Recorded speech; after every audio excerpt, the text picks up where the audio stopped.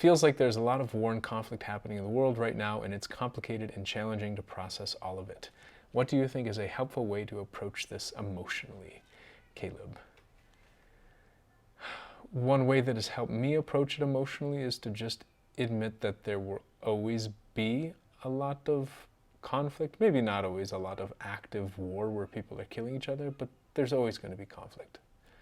And I think when I get into the mindset of thinking that conflict will end, whether that's on a national, international level, or even on a very personal or intrapersonal, inside of me, internal conflict, if I think, okay, once I get through this, conflict will be over, then I tend to go crazy because I rush to try to get rid of it. And then once it goes away, I breathe, I relax, and then of course it comes back a few minutes later in some other format.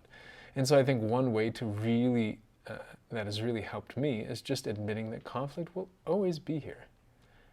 And so I think war often is just people avoiding conflict at the lower levels until it gets really, really big, and then projecting 95% of the other unresolved conflicts onto one sphere.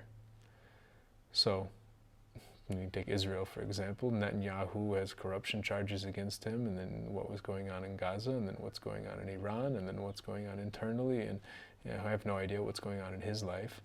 And so much conflict that people don't resolve can just get like a fire hose projected onto one specific target, and that's not necessarily the cause of 100% of our pain and our fear and everything, or anger.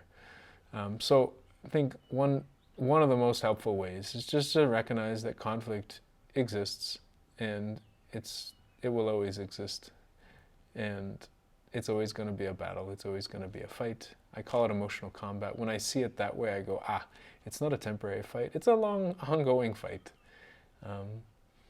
And we're all going through it. We're all strewn amongst conflict all the time. And to see that the ones who are killing each other probably just aren't good at resolving the other conflicts in their lives, and just hoping that we can all get better at resolving the conflicts.